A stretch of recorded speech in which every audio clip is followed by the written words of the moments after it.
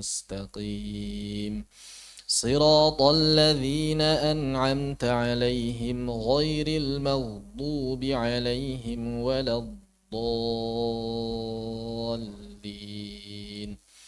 آمين. Alhamdulillahi Rabbil Alamin wa bihi nasta'in ala umuri dunya waddin thumma salatu wassalam ala sayyidil mursalin nabiyyina wa maulana Muhammadin wa ala alihi wa sahbihi wa man tabi'al huda ila yaumiddin. Ashhadu an la ilaha illallah wahdahu la syarika lah wa ashhadu anna Muhammadan abduhu wa rasuluhu alladzi la nabiyya wa la rasula ba'dah. Allahumma anfa'na bima 'allamtana wa 'allimna ma yanfa'una wa zidna 'ilma. Allahumma nawwir qulubana bi nuri hidayatika kama nawartal arda bi nuri syamsika abadan abada bi rahmatika ya arhamar rahimin. Amin. Insyaallah dalam kesempatan kali ini kita akan kembali melanjutkan apa yang telah dibahas dalam kesempatan yang lalu. Kesempatan terakhir kita membahas permasalahan sejarah periwayatan Al-Quran. Dan sudah dibahas di sana bahwa ilmu yang dilahirkan dari proses kodifikasi Al-Quran itu setidaknya melahirkan dua ilmu. Yang pertama adalah ilmu rasam, yang kedua adalah ilmu dhabt. Kaidah-kaidah umumnya sudah kita bahas, perbedaannya juga sudah. Kemudian dalam kesempatan yang lalu kita telah membahas dhabtul mushaf, membahas tanda-tanda baca pada mushaf. Lalu bagaimana dengan rasam itu sendiri? Karena rasam belum kita bahas, kemarin baru dhabtnya. Oleh karena itu kita sekarang akan membahas permasalahan ilmu rasam. Apa itu rasam? Secara bahasa, rasam itu artinya adalah athar. Athar itu jejak atau bentuk, juga bisa bermakna gambar. Makanya kalau melukis, menggambar di bahasa Arabnya rasama. Yarsumu juga bisa bermakna ilustrasi, sketsa, pola. Ini bahasa menurut kamus. Kata rasam dalam istilah kamus. Bagaimana secara istilah? Maka sebetulnya rasam secara istilah ini tergantung dari sudut pandang apa kita mengambil istilah. Secara umum yang disebut dengan rasam adalah bentuk tulisan tanpa menyertakan naqtul i'rab maupun naqtul i'jam. Apa bedanya naqtul i'rab dengan naqtul i'jam? Naqtul i'rab itu adalah harokat. Naqtul i'jam itu adalah titik pembeda huruf.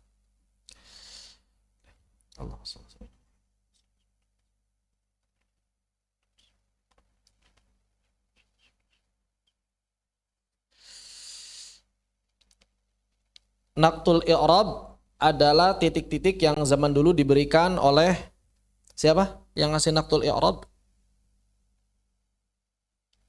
Ulama yang memberikan naqtul i'rab? Abul Aswad Ad-Du'ali. Kemudian disempurnakan dengan memberikan naqtul i'jam oleh siapa? Al-Imam? Kan. Sibawayh itu kesini sakit. Imam Sibawayh enggak ngurusin ini.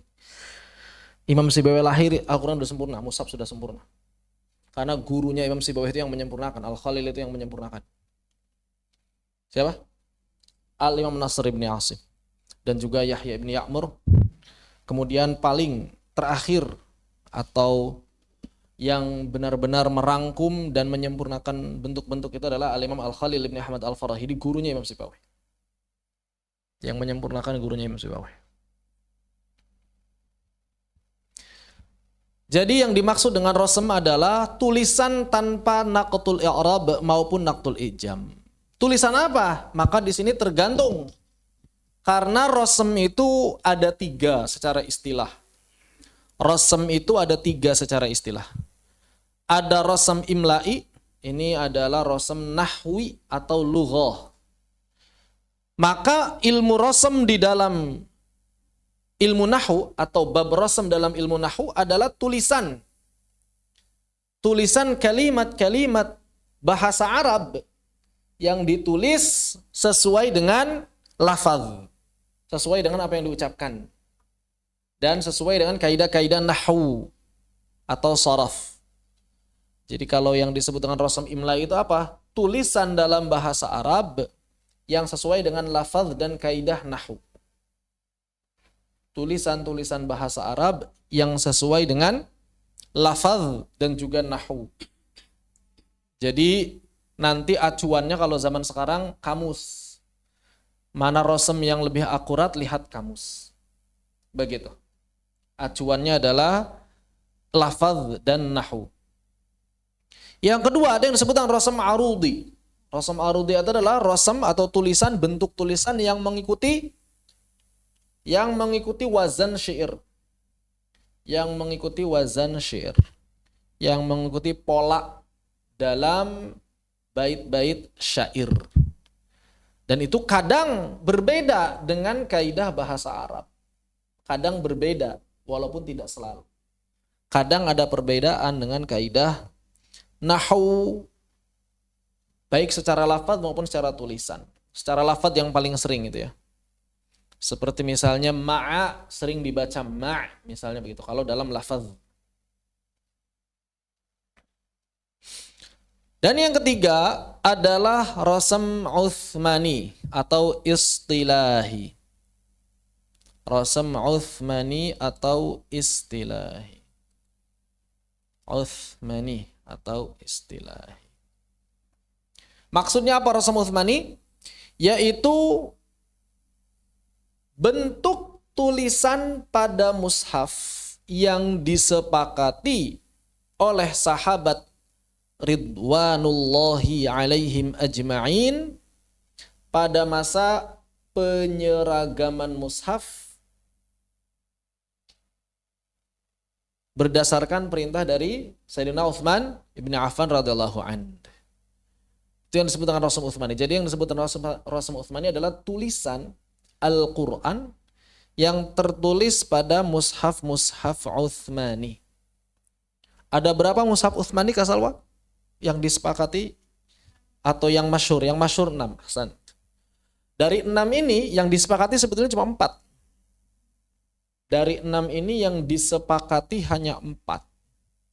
Madinah, Makkah, kemudian Syam dan Kufah kalau tidak khilaf. Atau Basrah dan Kufah. Madinah, Makkah, Syam dan Kufah kalau tidak khilaf. 4.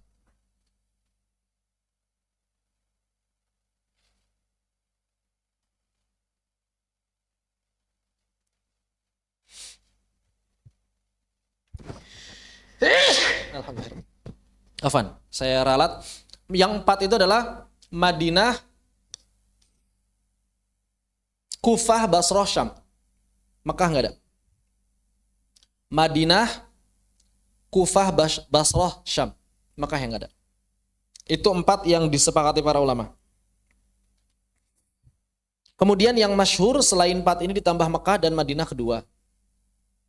Karena Madinah menurut pendapat yang masyhur ada 2 mushaf yang dipegang oleh Utsman bin Affan dan mushaf yang dipegang oleh Zaid bin Thabit. Kemudian sebagian kecil ulama menambahkan. Di mana tambahannya? Selain yang 6, mushaf yang dikirim kemana aja? Ada 2 lagi. Madinah 2, Mekah, Kufah, Basrah, Syam. Terus 2 lagi kemana?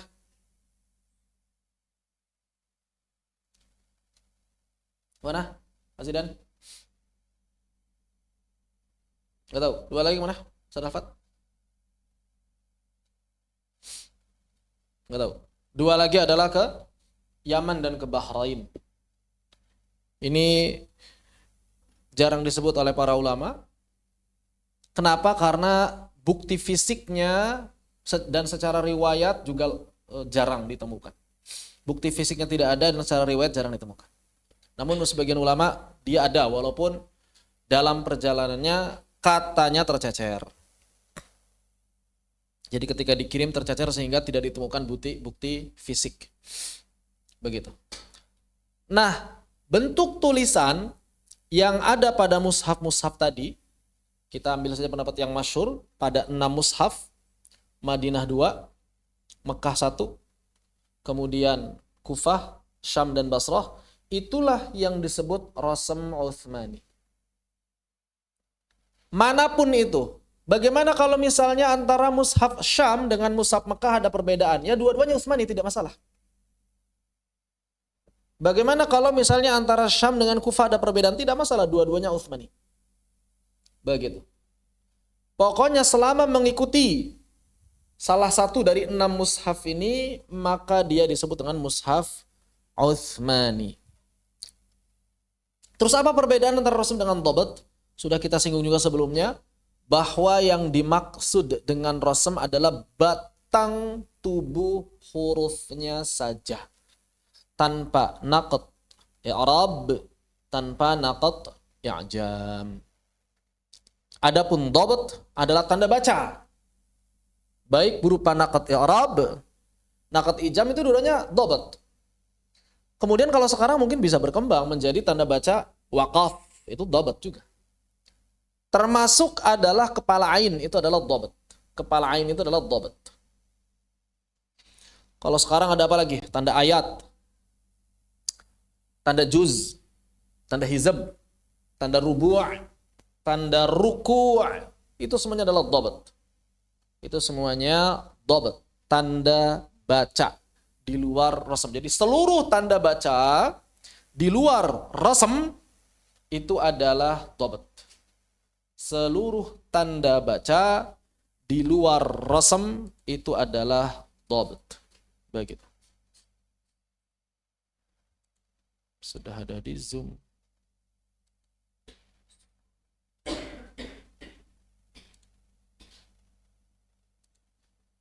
Masuk ke breakout room.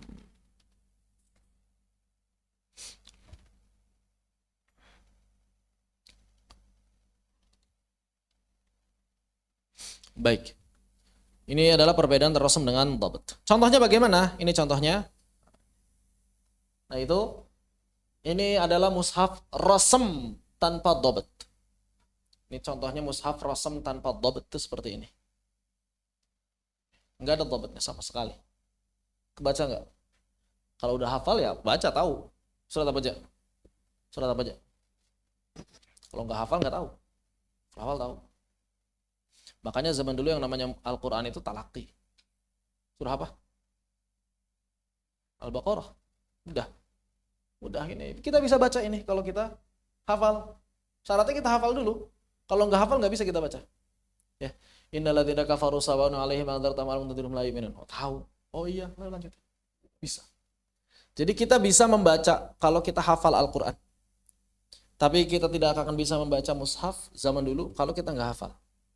Mana contohnya perbedaan antara rasm dengan dhabt? Nah itu sebelah sana. Yang sebelah sana yang kufi, yang fontnya kufi, khot kufi itu adalah rasm tanpa dhabt. Sedangkan yang sebelah sini yang naskhi sudah diberi dhabt. Jadi perbedaan antara rasm dengan dhabt seperti ini kurang lebih. Begitu wallahu taala a'lam. Demikian.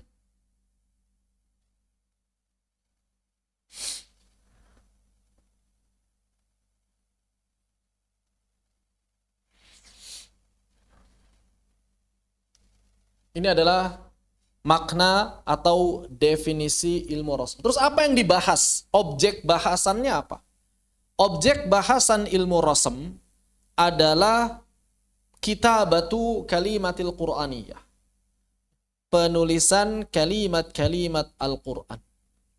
Berdasarkan qiraat maupun riwayat. Karena pada akhirnya nanti penulisan Al-Quran zaman sekarang tergantung mau ditulis dengan qiraat atau riwayat apa. Ya, kalau misalnya antum lihat mushaf yang antum pegang itu pasti ada tulisannya tuh. Ditulis dengan qiraat Asim, riwayat Imam Hafs qiraat Asim, jalur Syatibiyah. Kalau mushaf Madinah lengkap. Kalau mushaf Indonesia paling sampai riwayat Hafs, qiraat Imam Asim. Maka nanti dari sisi rasmnya mengikuti, demikian pula dari sisi dhabtnya mengikuti. Makanya objek bahasan dalam pembelajaran ilmu rasam, kalau nanti antum memperdalam ilmu rasam. Di sini kita nggak bahas secara mendalam ilmu rasam ya, karena dalam ulumul Quran kita hanya membahas bagian-bagian inti dalam setiap ilmu-ilmu Al-Quran saja. Ya, ini jadi mata kuliah sendiri kalau misalnya dibahas sebetulnya. Kemudian apa thamarah, manfaat, faidahnya? Minimal ada 3. Yang pertama adalah menjaga pena, maksudnya tulisan kita, dari kekeliruan saat menulis kalimat Al-Quran. Kalau kita faham, kita tidak akan keliru.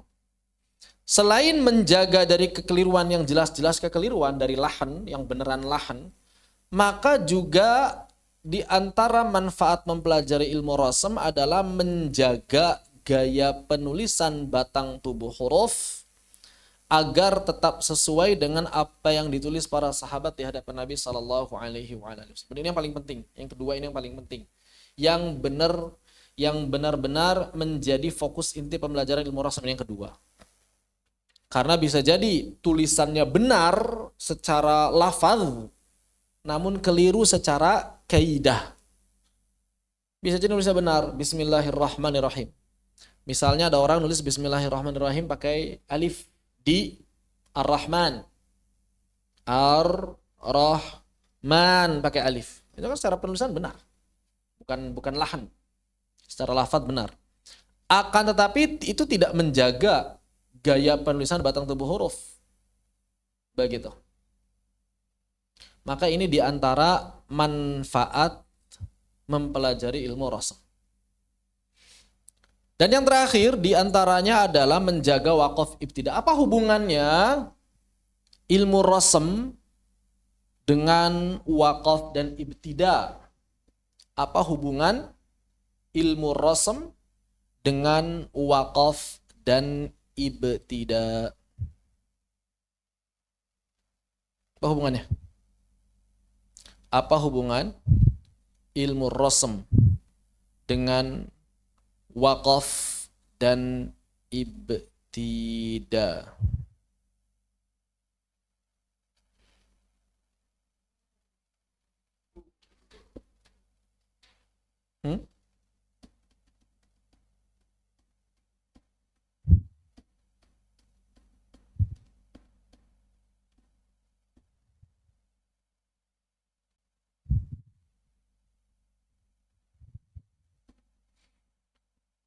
Apa hubungan ilmu rasam dengan waqaf ibtida?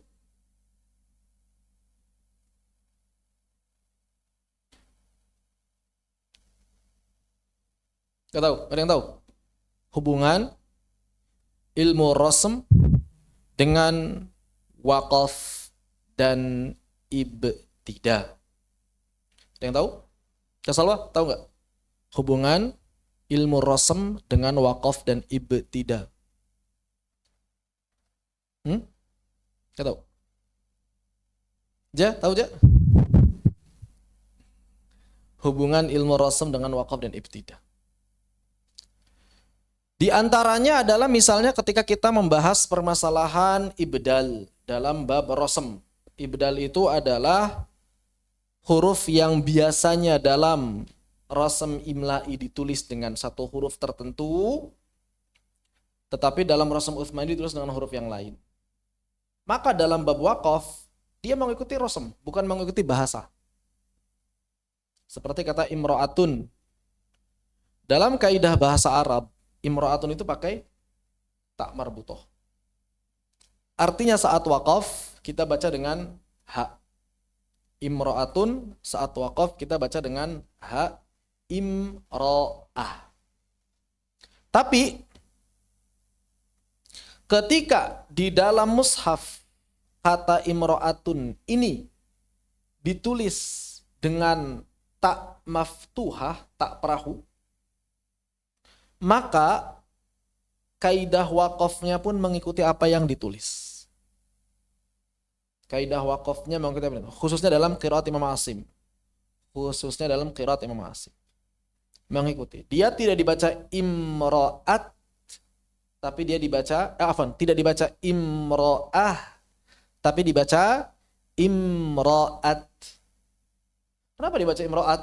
Padahal katanya aslinya adalah imro'ah. Karena yang namanya waqaf ala marsumil khata. Kata al-Imam Ibnu Jazari, al-waqfu ala marsumil khata. Waqaf itu selalu mengikuti rasam. Al-waqfu ala marsumil khata. Ada bab dalam kitab An-Nashr. Al-waqfu ala marsumil khata. Waqaf berdasarkan apa yang tertulis pada mushaf. Waqaf berdasarkan apa yang tertulis pada mushaf. Jadi menurut Al-Imam Al-Jazari, dan ini adalah yang dipilih oleh Imam Asim juga, yang namanya waqaf ibtida selalu mengikuti rasam. Walaupun nanti ada beberapa pengecualian. Seperti misalnya kata atani. Atani ini rasamnya atan. Namun dalam riwayat Imam Hafs jalur Asy-Syatibiyah wajhan, dia boleh dibaca dengan dua cara. Boleh atan, dan ini yang lebih didahulukan. Kenapa didahulukan? Karena sesuai dengan rasam. Atau boleh waqaf dengan atani, begitu. Atan atau atani.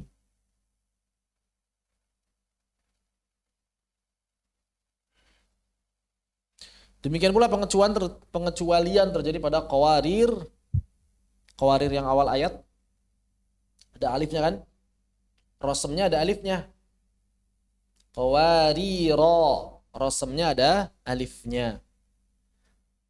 Akan tetapi dalam riwayat Imam Hafs, maka dia dibaca tanpa alif, waslan wa waqafan.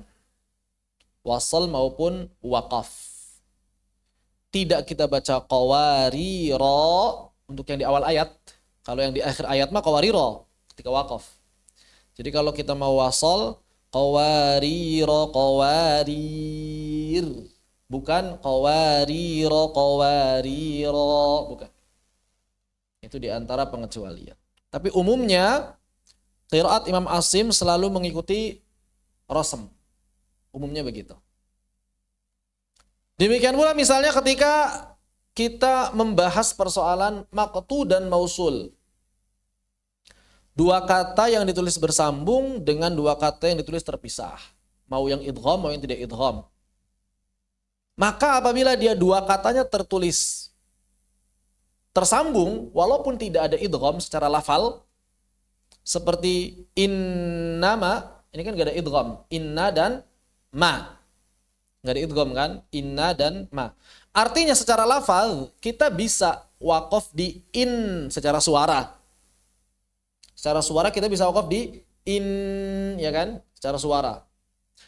Akan tetapi, apabila inna dan ma-nya ini tersambung, maka nggak bisa kita waqaf di in. Walaupun dia dua kata yang terpisah. Kenapa? Karena rasamnya nyambung. Berarti harus berhenti di innama. Atau misalnya haitsuma, kullama. Maka nggak bisa kita waqaf di kul, haits, nggak bisa. Walaupun di idtirari harus diusahakan sampai ujung. Jadi walaupun misalnya napas habis, harus usahakan sampai ke kata yang kedua. Sebisa mungkin. Begitu. Apalagi kalau ujian. Harus. Itu diantaranya. Di antara hubungan rasam dengan waqaf dan ibtidah. Karena itu juga Al-Imam Ibnul Jazari rahimahullahu ta'ala memasukkan bab rasam dalam Muqaddimah Jazariyah. Padahal Muqaddimah Jazariyah itu ilmu tajwid, bukan ulumul Quran. Tajwid saja. Sebetulnya pembahasan tajwid itu sudah selesai tuntas sampai bab mad. Sudah selesai itu tajwid itu. Ilmu tajwid itu sampai di situ. Makhraj, sifat, hukum, mad. Sudah selesai. Makhraj, sifat, hukum, mad selesai. Tapi Al-Imam Al-Jazari kemudian menambahkan, pertama menambahkan waqaf, ibtidah. Karena beliau ingin menyempurnakan tajwidul huruf wa ma'rifatul wuquf. Dan setelah membahas kaidah-kaidah wakaf ibtida, beliau Al-Imam Ibnu Jazari menambahkan apa? Menambahkan sebagian ilmu rosem, karena ilmu rosem nggak seluruhnya berkaitan dengan wakaf ibtida, tapi banyak yang berkaitan dengan wakaf ibtida. Begitu. Maka di sini Al-Imam Ibnu Jazari menambahkan bagian-bagian dari ilmu rosem yang keluar dari ilmu nahu, ya, keluar dari ilmu nahu, agar apa? Agar mendukung pembelajaran wakaf dan ibtidah. Kalau antara rosem dengan nahu sama, nggak perlu dibahas. Kalau antara rosem dengan nahu sama, sebetulnya nggak perlu. Seperti apa? Seperti misalnya menulis alif dengan ya, seperti pada kata ad-duha. Ad-duha itu kan mad, tapi ditulisnya pakai apa? Pakai ya. Ini sudah sesuai dengan ilmu saraf, ilmu bahasa Arab, jadi nggak perlu dibahas. Sebetulnya begini udah nggak perlu dibahas. Kenapa? Karena orang Arab yakin kalaupun nggak belajar tajwid, mereka kalau wakaf pasti ad-duha. Nggak ada misalnya orang Arab saat wakaf ad-duhai, nggak ada. Karena mereka udah paham. Itu berkaitan dengan ilmu sarafnya. Itu nggak perlu dibahas. Jadi apa yang sudah sejalan antara rosem imla'i dengan rosem Utsmani nggak dibahas. Maka yang dibahas adalah yang tidak sejalan dengan rosem imla'i. Begitu. Agar apa? Agar dia bisa dipraktekkan ketika wakaf dan ibtidah. Demikian. Itu kenapa di sini disampaikan bahwa di antara faidah dan manfaat dari ilmu rosem adalah menjaga wakaf dan ibtidah. Kemudian fadl, keutamaan. Apa keutamaan ilmu rosem? Maka di antara keutamaan ilmu rosem, yang pertama adalah ilmu yang mulia. Kenapa ilmu yang mulia? Karena berhubungan berkaitan dengan kalamullah, dan ini sudah kita bahas. Di dalam Islam, segala ilmu yang berkaitan dengan kalamullah, maka otomatis dia menjadi ilmu yang mulia. Jadi dalam Islam itu kapan ilmu disebut mulia? Ilmu disebut mulia kalau berhubungan dengan Allah. Kalau mendekatkan diri kepada Allah. Jadi kapan saja sebuah ilmu membuat seseorang, membuat orang yang mempelajarinya menjadi lebih dekat pada Allah Subhanahu wa taala, maka ilmu tersebut akan menjadi mulia.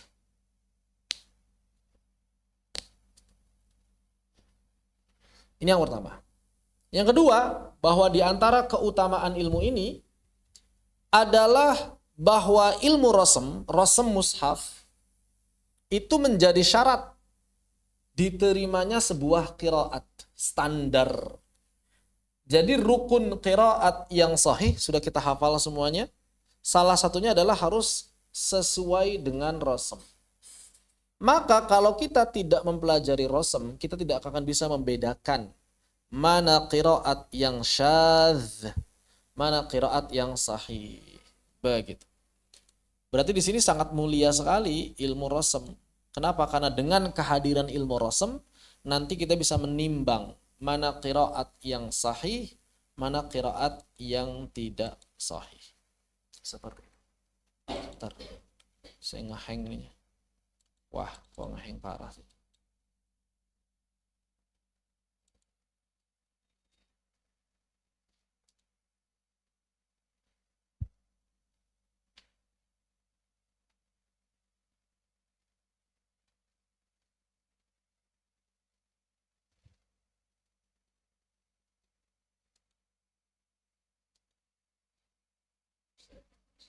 Betul.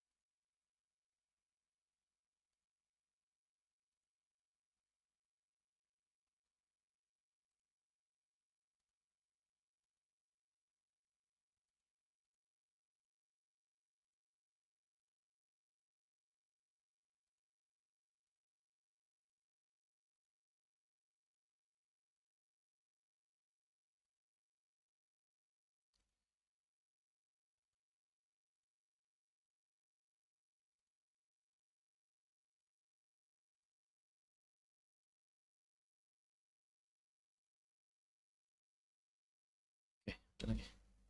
Afwan.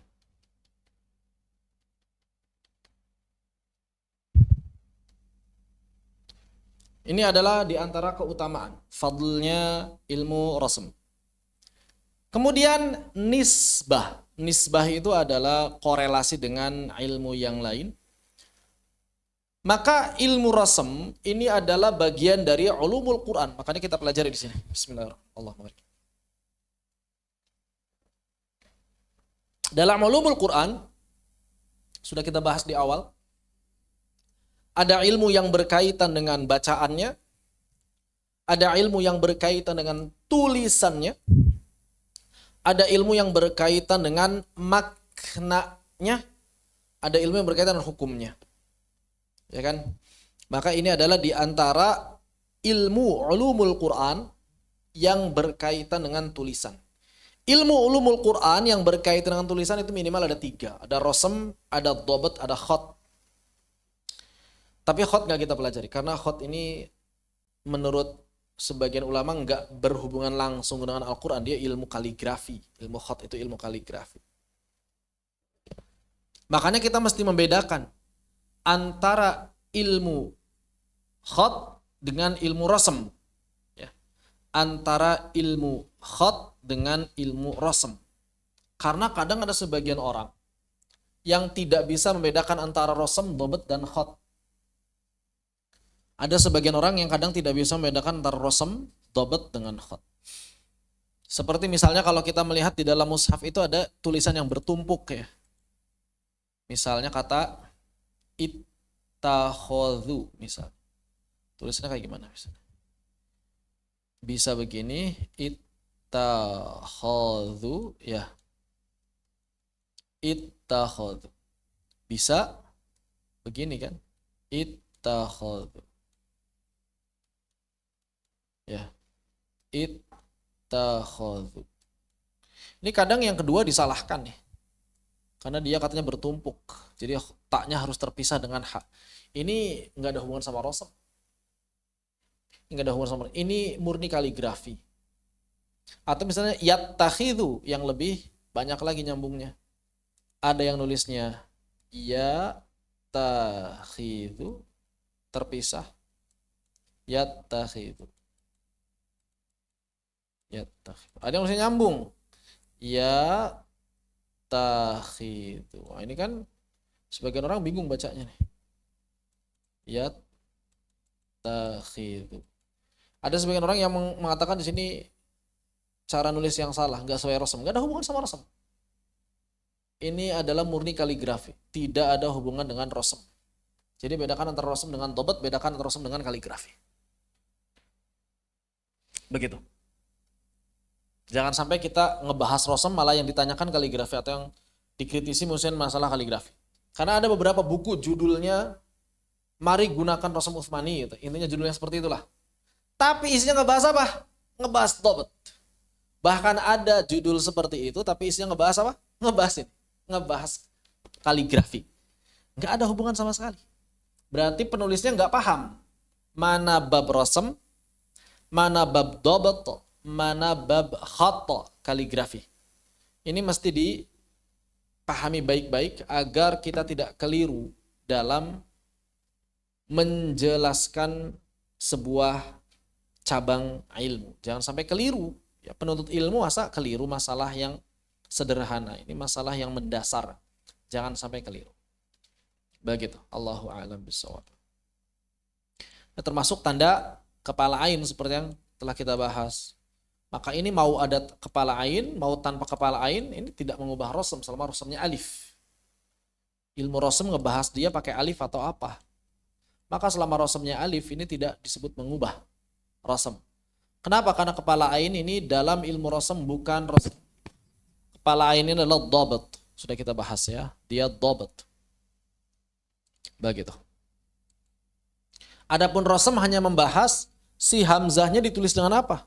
Dengan alif, dengan waw, atau dengan ya, atau tidak ditulis sama sekali. Adapun kepala ainnya itu nggak masuk bahasan ilmu rasm. Nah, bedakan antara ilmu rasm dengan ilmu dhabt ataupun ilmu khat kaligrafi. harus benar-benar jeli membedakan mana yang dimaksud dengan rasam, mana yang dimaksud dengan dhabt, mana yang dimaksud dengan khat. Jangan sampai keliru. Beberapa waktu yang lalu juga ada tuh dari Malaysia ya. Ada konten kreator dari Malaysia, dia mengatakan hati-hati dengan mushaf non Utsmani, mushaf Indonesia. Jadi dia memberikan contohnya mushaf Indonesia. Kenapa? Karena tidak ada tanda silah. Yang dikritisnya itu. Tidak ada tanda silah pada hamzah wasal. Apalagi tidak ada kepala ain. Berarti dia nggak paham. Punya semangat yang bagus dalam berdakwah, ya tapi kurang ilmu sedikit. Kalau saja dia mau bertanya terlebih dahulu, belajar terlebih dahulu, itu lebih bagus. Jangan langsung memvonis.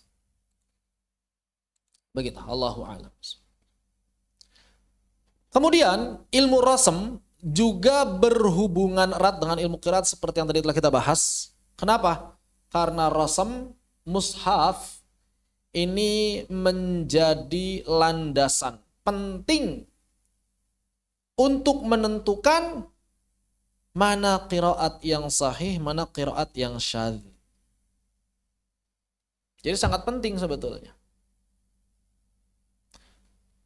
Ketika seseorang, ini implikasi ke praktisnya juga. Ketika seseorang ingin menafsirkan Al-Quran, maka dia harus paham mana yang qiraat syadz, mana yang qiraatnya sahih, mana qiraat yang memang dia tidak boleh menjadi bagian dari tafsir. Salah satunya apa? Salah satunya adalah memahami rasm. Salah satunya memahami rasm. Kenapa? Karena ketika dia memahami rasm, dalam menafsirkan Al-Quran itu menjadi lebih luas. Tafsirannya menjadi lebih luas. Begitu. Allahu a'lam bishawab.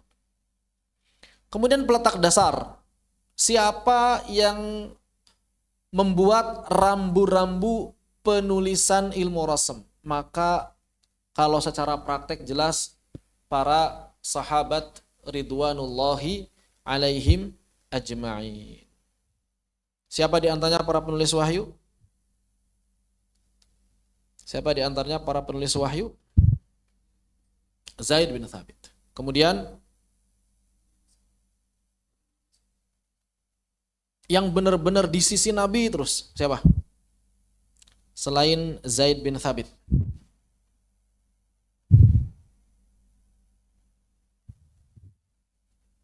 Muawiyah. 4 khalifah. Abu Bakar, Umar, Utsman, Ali. Kemudian Mu'adz bin Jabal, yang benar-benar nempel sama Nabi terus, ya. Dan beberapa sahabat lain yang ditunjuk oleh Nabi Shallallahu Alaihi Wasallam itu sampai ada berapa, 30-an ya kalau nggak salah, 30-an kalau nggak salah. Begitu. Wallahu a'lam bishawab. Adapun yang lain nulis juga, tetapi nggak selalu nempel dengan Nabi Shallallahu Alaihi Wasallam. Begitu.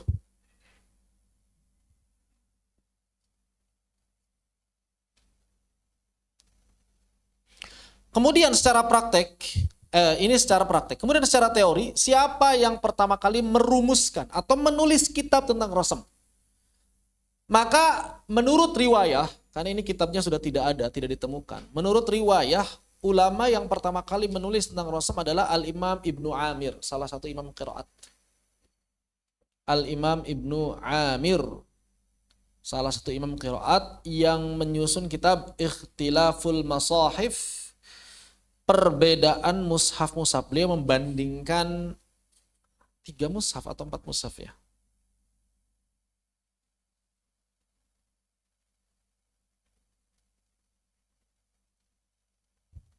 Ikhtilaful Masahif,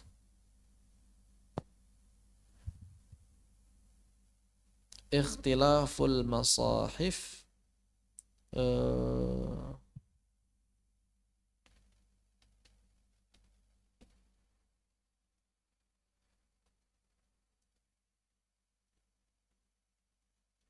Ikhtilaful Masahif, Ikhtilafu Masahif Syami wal Hijazi wal Iraq. Nah, beliau menyebutkan 3 wilayah. 3 wilayah itu apa? Mushaf Syam, Mushaf Hijaz, Mushaf Irak. Nah, kata beliau ada perbedaan nih di 3 mushaf ini. Perbedaan mushaf Syam, Hijaz, dan Irak. Beliau nggak menyebutkan spesifik. Hijaznya ini Madinah doang atau Mekah sama Madinah. Pokoknya Hijaz saja. Kemudian Irak. Iraknya ini Basrah Kufah atau Kufah saja atau Basrah saja. Ini pun tidak disebutkan. Yang pasti Al-Imam Ibnu Amir menyebutkan 3 wilayah. Hijaz, kemudian Syam, tempat beliau, kemudian Irak. Nah, itu yang menjadi, bisa jadi atau sangat besar kemungkinannya menjadi kitab tentang ilmu rasm yang pertama kali ditulis. Jadi menjadi kitab pertama tentang ilmu rasm yang pertama kali ditulis, namun tidak utuh sampai kepada kita. Jadi kitab ini kemudian hanya diriwayatkan oleh para ulama dengan penukilan dan periwayatan. Disebutkan oleh murid-muridnya, dari murid-muridnya bilang, guru saya mengkaji kitab ikhtilaf masahif, misalnya begitu. Adapun kitab secara utuhnya tidak ada. Kitab secara utuhnya tidak ada. Kemudian juga Al-Imam Nasr ibn Asim punya kitab juga. Kitab Abu Ubaid ibn Salam, Al-Qasim ibn Salam juga punya kitab. Abu Ubaid, Al-Qasim ibn Salam. Kemudian juga beberapa ulama yang membahas waqaf ibtida, kadang membahas ilmu rasm, ya, seperti Imam Ibnul Ambari. Dan juga para ulama yang lain sampai akhirnya kemudian dikumpulkan riwayat-riwayat itu oleh 2 ulama besar. Yang pertama Abu Amr dan juga yang kedua adalah Abu Dawud. Berdasarkan apa dikumpulkannya? Berdasarkan 3 poin. Jadi inilah istimdad atau standar, dalam tanda petik standar kebenaran ilmu rasm itu apa? Maka standar kebenaran ilmu rasm itu ada 3. Yang pertama adalah mushaf yang ditulis pada masa Nabi. Ini yang menjadi sumber utama.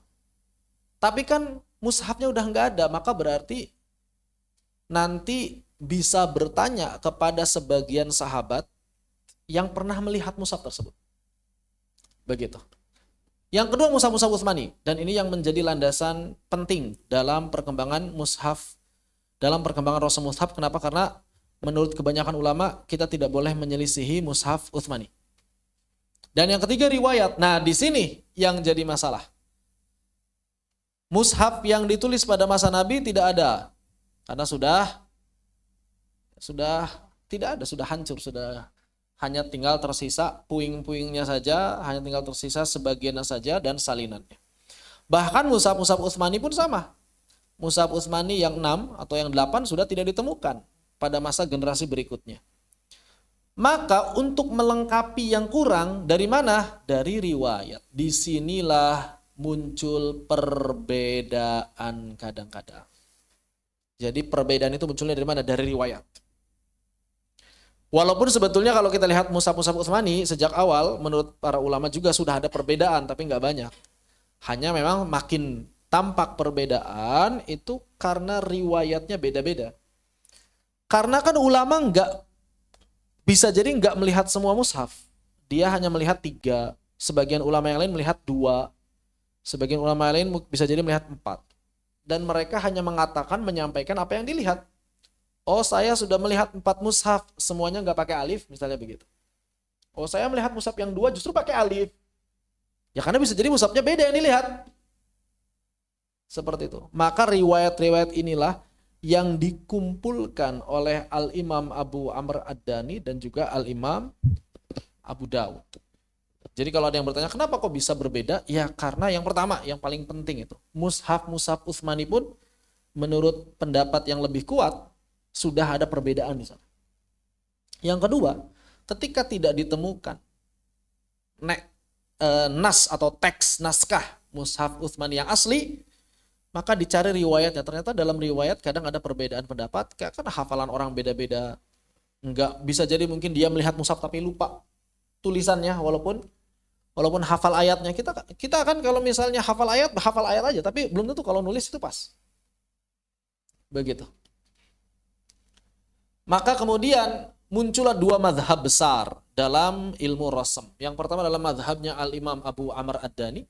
Dan ini yang secara resmi, formal, dianut oleh LPMQ untuk mushaf standar Indonesia. Jadi kalau misalnya kita mau mengkritik mushaf Indonesia, itu nggak bisa kritik lintas madhab. Kenapa? Karena secara resmi menganut Abu Amr Ad-Dani. Jadi kalau misalnya mau mengkritik mushaf Indonesia, harus dari sudut pandang Abu Amr.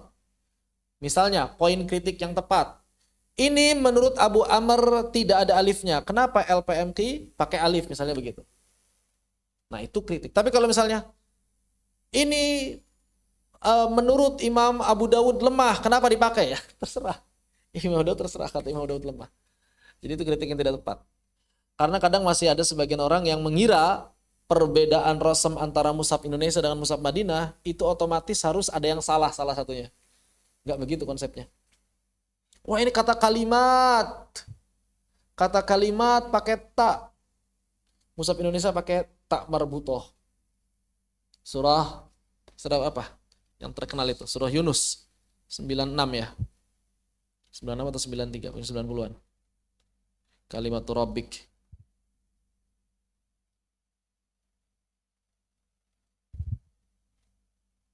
Yunus 96. Ini kan Kalimatur Rabbik di dalam surah Yunus ayat 96 mushaf Madinah itu pakai tak terbuka. Tapi dalam mazhabnya Abu Amr, maka Abu Amr meriwayatkan juga pakai tak marbutoh. Begitu, sehingga tidak keliru kalau mushaf Indonesia pakai tak marbutoh. Lah terus wakofnya gimana? Nah ini yang jadi masalah. Ada nggak riwayat dari Imam Hafs wakaf di situ? Masalahnya nggak ada. Sehingga tidak bisa kemudian kita katakan nanti kan wakaf jadi beda. Ya jadi beda pun masalahnya Imam Hafs baca apa? Masalahnya tidak ditemukan Imam Hafs ini ketika baca ayat ini wakaf di situ. Nggak ditemukan. Artinya ya bisa jadi di zaman dulu pun ada yang nulis tak marbutoh, ada yang tulis tak maftuhah. Cuma kita nggak tahu. Apa yang dipegang oleh Imam Hafs pada saat itu? Ya nggak tahu. Kenapa? Karena Imam Hafs nggak pernah mencontohkan wakaf. Jadi ya dua-duanya masih ada kemungkinan benar. Terus sekarang kita gimana? Nah kalau sekarang kita gimana? Ikutin guru. Jadi kalau lagi ujian ikuti guru. Guru kita ini madhabnya madhab tak marbutoh atau madhab tak maftuhah ketika dikata ini. Ikuti guru. Kenapa? Karena cara wakafnya beda. Kalimat. Tapi kalau yang resmi dari Imam Hafs belum ada riwayatnya. Imam Hafs ini di sini wakafnya pakai ta atau pakai tak marbutoh atau pakai ha. Pakai ta atau pakai ha belum ditemukan secara resmi. Sehingga sulit bagi kita menentukan mana yang lebih kuat. Karena bisa jadi dua-duanya juga diamalkan oleh Imam Hafs. Bisa jadi, sangat besar kemungkinan. Yang kedua adalah madhabnya Abu Dawud. Ini yang secara umum. Nah ini saya sengaja pakai kalimat yang berbeda. Kalau mushaf Indonesia saya katakan di sini ini yang secara resmi dianut. Ini mohon perhatikan kalimat ini baik-baik. Saya sengaja pakai kalimat yang presis ini. Jadi yang LPMQ, Mushaf Indonesia, Lajnah Indonesia, itu resmi menganut madhabnya Abu Amr Ad-Dani. Sampai 186 kata itu diubah ke madhabnya Abu Amr Ad-Dani tahun 2019. Sekarang yang baru-baru sudah pakai madhab Abu Amr Ad-Dani. Dapat dikatakan 99%. Ya. Kalaupun ada kekeliruan bisa jadi itu human error aja. Dan antum tugasnya. Kalau memang ada kekeliruan di sana. Silakan teliti apakah sudah sesuai dengan madhab Abu Amr Ad-Dani atau tidak. Nah, salah satu yang paling berperan langsung dalam penelitian ini adalah Dr. Zainal Arifin Madkur yang membandingkan madhab Rasam Utsmani, sehingga itu menjadi landasan untuk LPMQ dalam memperbaiki, menyesuaikan rasam dalam satu madhab. Lalu bagaimana dengan lajnah penyusun mushaf Madinah? Atau ya biasa kita kenalnya mushaf Madinah, atau dia rasamnya, atau dia Majma' Malik Fahd. Majma' Malik Fahd istilahnya. Kita kenalnya dengan istilah mushaf Madinah. Adapun untuk lajnah penyusun mushaf Madinah, maka saya sampaikan di sini yang secara umum. Kenapa secara umum? Karena memang di dalam Mushaf Madinah sendiri, lajnah di sana menegaskan apabila terjadi perbedaan antara Abu Amr Ad-Dani dengan Abu Dawud, maka kebanyakan memilih pendapatnya Abu Dawud.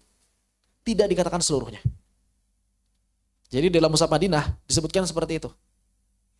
Apabila Imam Abu Amr dan Imam Abu Dawud berbeda pendapat, maka kebanyakan mengikuti pendapatnya Imam Abu Dawud. Berarti ada yang mengikuti pendapat Abu Amr dalam Mushaf Madinah? Ada.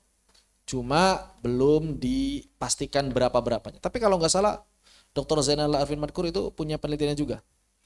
Berapa persen Mushaf Madinah itu yang Abu Amrnya, berapa persen Mushaf Madinah itu yang Abu Dawudnya, berapa persen Mushaf Madinah itu yang selain keduanya. Kalau Mushaf Indonesia dulu masih campur-campur banget tuh. Ada Abu Amr, ada Abu Dawud, ada Ibnu Jazari, ada Imam Suyuti. Campur-campur banget. Yang kemudian di luar Abu Amr itulah yang disesuaikan. Ada sekitar 186 kata yang kemudian disesuaikan tahun 2019. Begitu, Allahu a'lam bissawab. Ini berkaitan dengan madhab ilmu rasam. Maka kalau zaman sekarang kita nulis rasam ya nggak perlu meneliti riwayat-riwayatnya lagi. Cukup saja lihat kitabnya Abu Amr dan Imam Abu Dawud karena riwayat-riwayatnya sudah ada di sana. Tinggal kita paling mengomparasikan dengan kitab-kitab yang lain kalau memungkinkan. Begitu. Apa hukumnya menulis Al-Quran dengan rasam Utsmani? Beriltizam dengan rasam Utsmani hukumnya? Maka menurut kebanyakan ulama fardu ain. Menurut kebanyakan ulama. Berarti menurut sebagian ulama ada yang bilang bukan fardu. Iya, ada yang bilang bukan fardu. Kebanyakan ulama menilai fardu ain. Adapun mempelajari teorinya adalah fardu kifayah bagi keumuman kaum muslimin. Cuma bagi orang yang berkecimpung dalam ulumul Quran bisa menjadi fardu ain. Apalagi yang misalnya S1-nya ulumul Quran, tafsir, wah itu udah nggak bisa, nggak masa sarjana ilmu Al-Quran nggak paham rasam. Aib yang sangat besar, itu makanya fardu ain. Ya termasuk yang ada di Ma'had Ulumul Quran. Masa judulnya Ma'had Ulumul Quran mas nggak paham ilmu rasam? Ya minimal tahu pengantar ilmu rasam, mabadinya kita paham. Seminimal-minimal. Tapi kalau buat orang-orang awam yang memang mereka tidak berkecimpung dalam ulumul Quran, maka hukumnya fardu kifayah bagi mereka, sunnah bagi mereka. Kalau mau mengamalkan silakan. Jadi setiap individunya sunnah saja.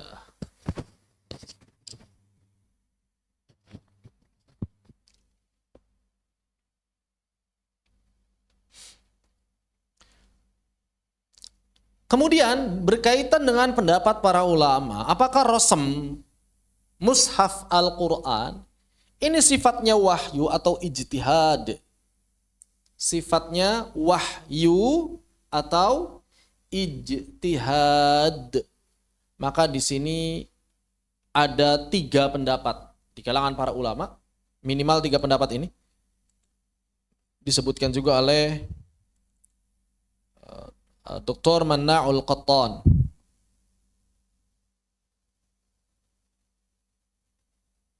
Dr. Manna'ul Qattan, beliau menyebutkan bahwa minimal ya 3 madhab. Apa saja minimal 3 madhab itu? Pendapat pertama, mereka yang berpendapat bahwa rasam adalah wahyu dan menulis mushaf musaf dan menulis mushaf, menulis mushaf, nah begitu, menulis mushaf.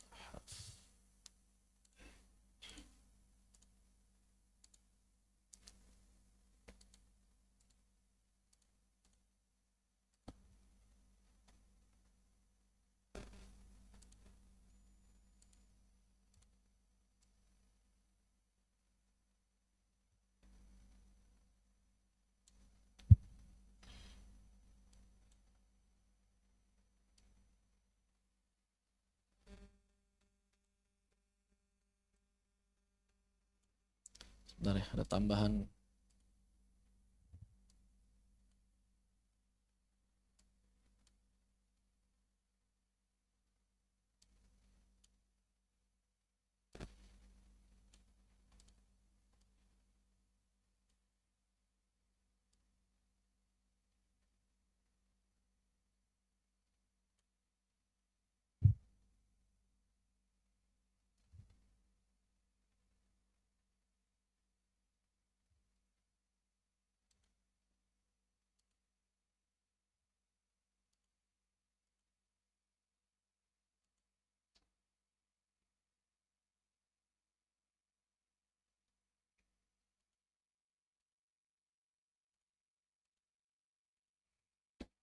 Yang pertama adalah para ulama berpendapat rasam merupakan wahyu dan menulis mushaf dengannya adalah kewajiban.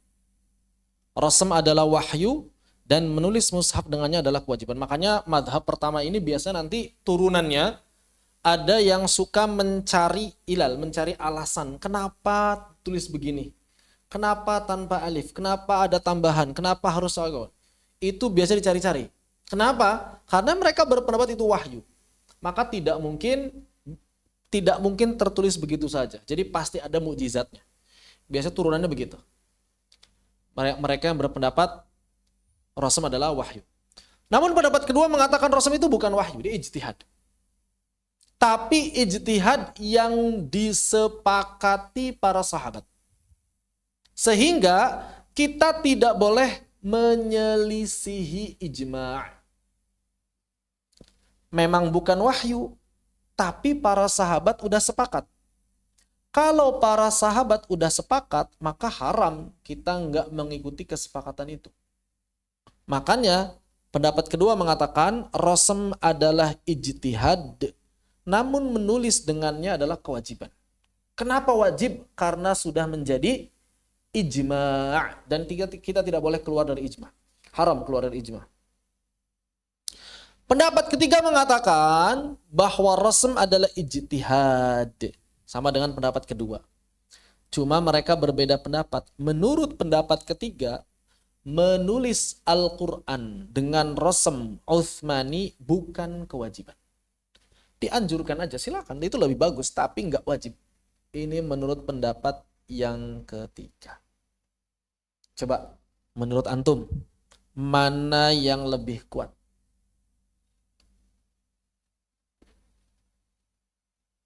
Pertama, kedua, atau ketiga? Gimana, Ustaz Alfa? Pertama, kedua, atau ketiga?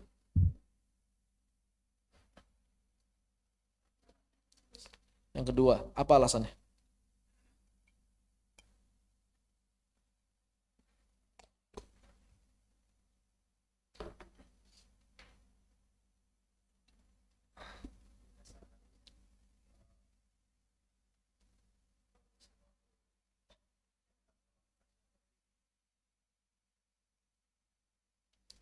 Aizdan, berapa?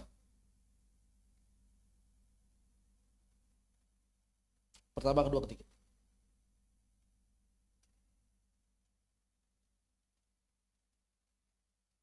Gimana? Ada pendapat? Rasam, wahyu atau ijtihad? Nomor satu, nomor dua, tiga. Hah? Yang tiga dengan yang mana? Yang kedua berpendapat rasam itu adalah ijtihad. Tapi kita wajib nulis Al-Quran pakai rasam Utsmani. Wajib. Kalau wajib berarti apa? Haram kalau nggak dilakukan. Yang ketiga nggak begitu. Yang ketiga mengatakan bahwa rasam itu ijtihad. Dan kita nggak wajib. Jadi mau nulis pakai imla'i nggak masalah. Kata pendapat ketiga. Paham perbedaannya? Jadi menurut pendapat ketiga, kalau kita nulis Al-Quran pakai rasam imla'i, itu nggak dosa. Menurut pendapat pertama dan kedua, dosa. Menurut pendapat ketiga nggak dosa. Itu perbedaannya.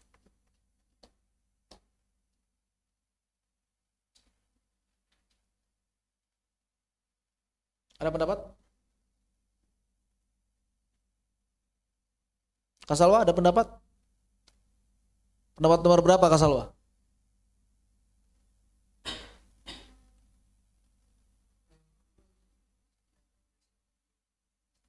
Mau nomor 2, mau nomor 3, dia ijtihad pokoknya. Bukan wahyu. Kalau wahyu itu langsung dari Allah. Itu bedanya. Kalau ijtihad itu manusia. Bedanya itu. Kalau wahyu itu diaturnya berarti langsung oleh Allah. Ini ada alif, ini enggak ada alif, ini pakai waw, ini pakai itu oleh Allah diatur. Itu namanya wahyu. Kalau ijtihad itu bukan diatur oleh Allah. Itu adalah usaha manusia. Bukan langsung dari Allah Subhanahu wa taala. Itu perbedaannya. Perbedaan antara wahyu dengan ijtihad.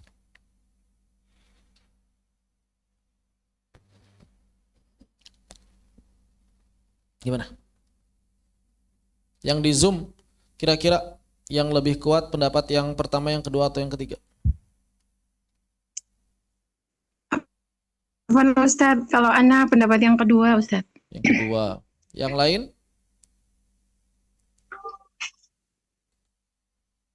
Kasalwa pendapat keberapa? Tidak menentukan pilihan, abstain. Jadi masih abstain? Masih bingung. Bagian mana bingungnya? Bagian mana bingungnya? Yang cocok. Di sini bagaimana kemudian pendapat para ulama yang banyak? Saya sendiri belum menemukan pendapat jumhur itu ada di mana. Karena saling mengklaim. Paham nggak saling mengklaim? Misalnya ada ulama nulis buku Ulumul Quran, dia bilang menurut jumhur adalah pendapat pertama, misalnya begitu. Ya. Ulama yang lain nulis lagi kitab, menurut jumhur adalah pendapat kedua. Cuma memang pendapat yang diklaim jumhur itu kalau enggak 1, 2. Adapun pendapat ketiga dapat dikatakan pendapat ketiga ini pendapat minoritas. Pendapat minoritas. Berarti di sini jumhur, kebanyakan ulama sepakat akan kewajibannya. Kebanyakan ulama berpendapat atau sepakat akan wajibnya menulis Al-Quran menggunakan Rasam Utsmani. Cuma mereka beda pendapat. Apakah Rasam tersebut adalah bagian dari wahyu atau ijtihad? Silakan nanti didiskusikan ya. Saya WA Ustaz Yuda. Hah? Menunjukkan ke wahyu. Saya nanti bilang ke Ustaz Yuda ya. Malam Jumat diskusikan. Kalau ada waktu diskusikan.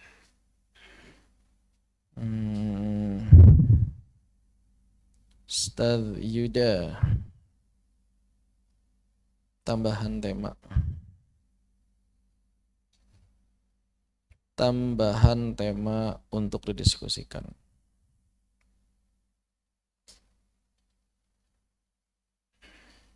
Kamis malam.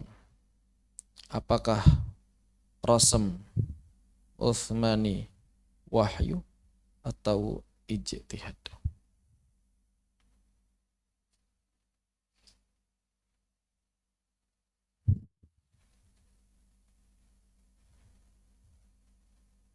Tafadhol, nanti didiskusikan. Kalau yang dulu sempat saya sampaikan udah diskusikan belum? Apa dulu? Bab apa dulu yang pernah saya sampaikan itu? Gimana? Makhraj 16-17 ya? Jadi hasil diskusinya gimana? 9-17. Yang ada yang berpendapat 16, enggak ada? Oh ada. Kalah tapi argumentasinya.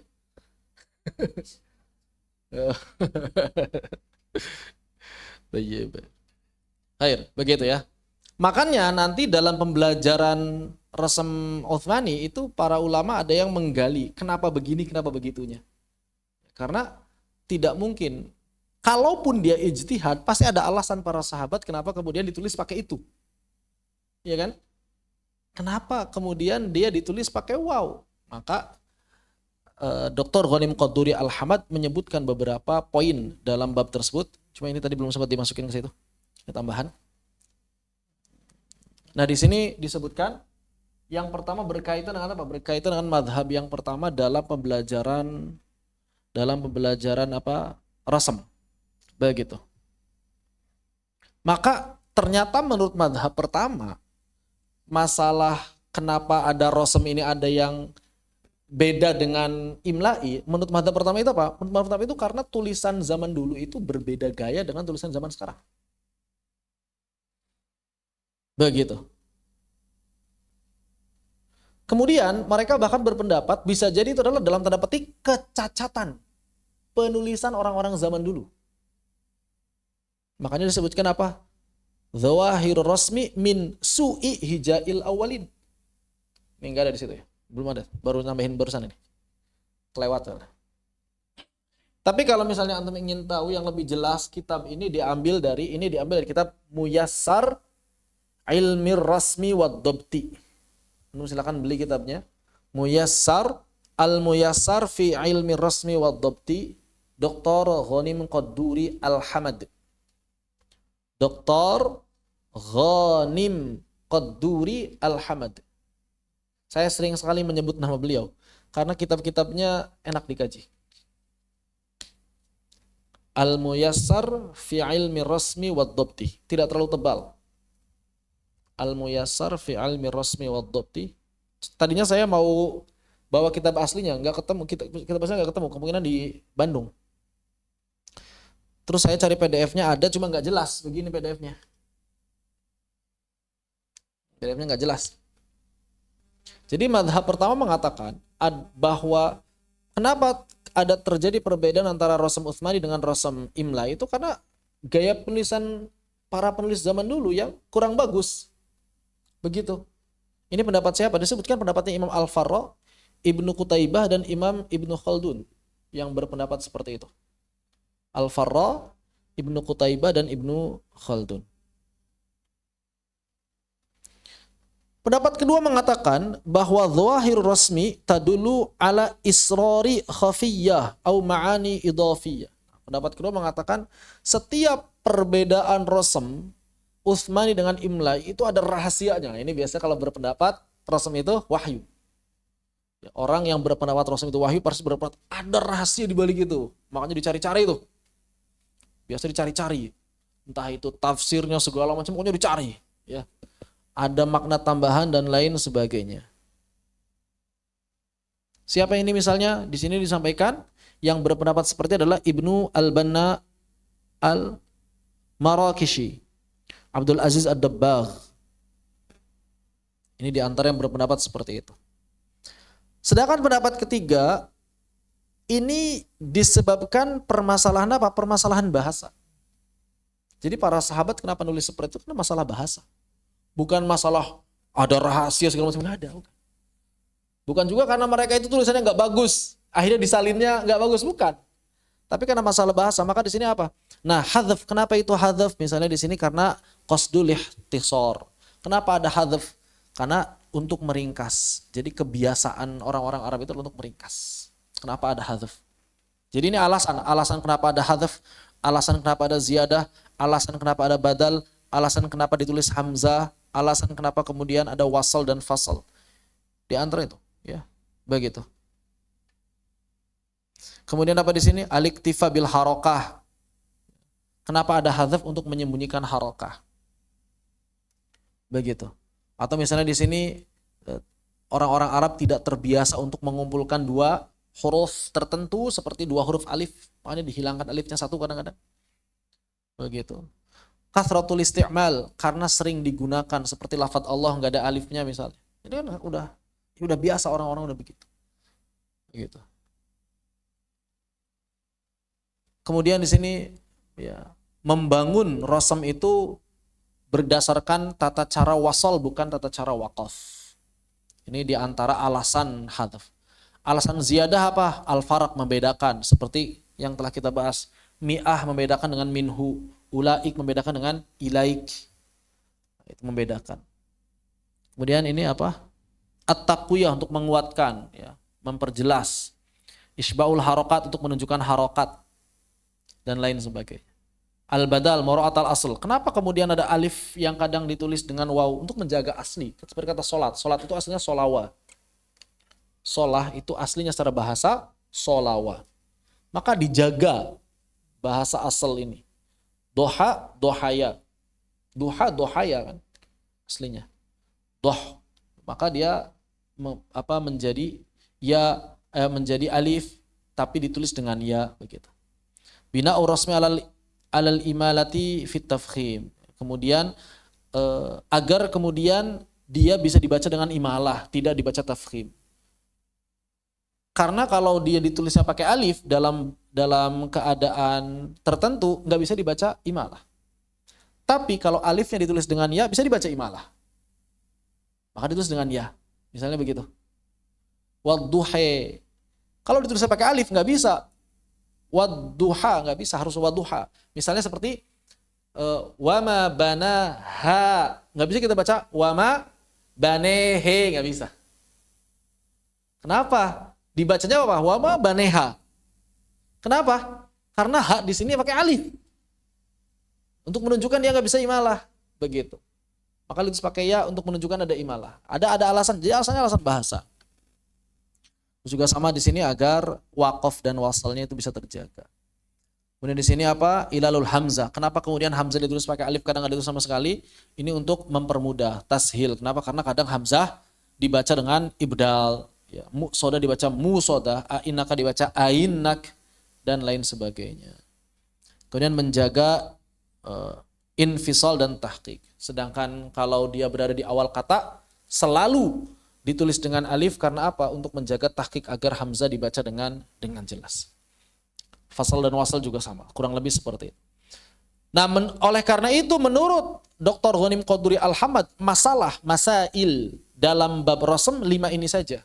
Hadzaf, ziyadah, ibdal, hamzah, dan maqtu mausul. Al-fasal wal wasal, maqtu mausul. Hanya 5. Dalam kitab-kitab qiraat atau rasm yang lain itu biasanya 6. Apa yang enggak ada? Apa yang enggak ada di sini? Kasalwa apa yang enggak ada? Biasanya kalau kita belajar ilmu rasm, pasti bab masail, permasalahan-permasalahan dibahas dalam ilmu rasm itu ada 6, bukan 5. Itsbat itu masuknya di hadab itsbat. Ya, hadab itsbat. Kalau dia tambahan berarti ziyadah. Ada satu yang tidak disebutkan oleh Syekh Dr. Ghanim Qaduri Al-Hamad, dan ini cukup dalam tanda petik agak menyimpang dengan kitab-kitab rasm yang lain.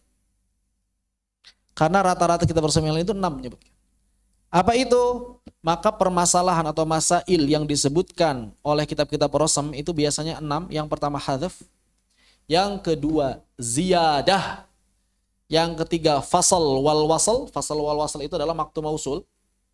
Yang keempat ibdal, yang kelima hamzah, yang keenam ma fihi qiraatan. Apa itu ma fihi qiraatan? Satu tulisan yang bisa dibaca dengan beberapa qiraat berbeda. Nah, menurut Dr. Ghanim Qaduri Al-Hamad ini nggak perlu. Kenapa? Karena yang keenam ini udah masuk di sebelumnya semua. Misalnya Maliki Yaumiddin. Kan ini kadang dimasukkan ke dalam ma fihi qiraatan karena bisa dibaca Malik, bisa dibaca Malik, katanya begitu. Namun Dr. Ghanim Qaduri nggak sepakat. Dia masuknya bab apa? Ya bab hadzaf bagi yang membaca Malik, berarti dia hadzaf bagi yang membaca Malik, ya kan? Tapi bagi yang membaca Malik ya berarti emang nggak ada alifnya. Nah begitu. Jadi masuknya di bab hadzaf saja. Seperti itu. Jadi nggak meninjau sudut pandang qiraatnya kalau Dr. Ghanim Qaduri. Kenapa? Karena memang kita ngebahas rasmnya, bukan ngebahas qiraatnya apa. Kita nggak ngebahas cara bacanya bagaimana. Paham nggak? Kan dalam bab ilmu rasm kita bahas nggak cara baca kayak gimana itu? Enggak. Yang kita bahas kata di sini di ayat ini pakai alif atau enggak. Cara bacanya kayak gimana terserah nanti belakangan. Nah, makanya Dr. Ghanim Qaduri Al-Hamad enggak ngebahas bab yang ke-6 ini. Beliau hanya membahas 5 saja. Apa saja? Hadzaf, ziyadah, ibdal, hamzah, wasal, dan fasal. Dan itu yang dibahas di dalam kitab beliau Al-Muyassar fi ilmi rasmi wad dhabti. Allahu a'lam bishawab. Baik, sampai di sini apa ada tanyakan? Nanti akan kita bahas lanjutannya berkaitan dengan 5 poin ini secara ringkas tentu saja. Paling contoh-contohnya saja.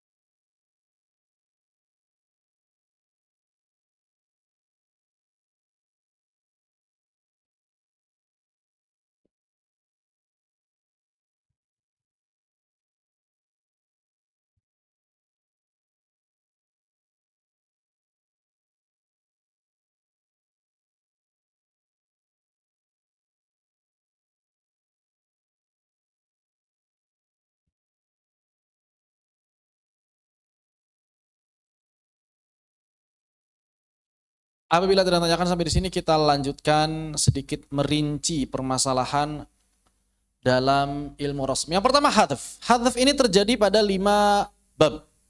Yang pertama adalah hadful alif, menghilangkan alif.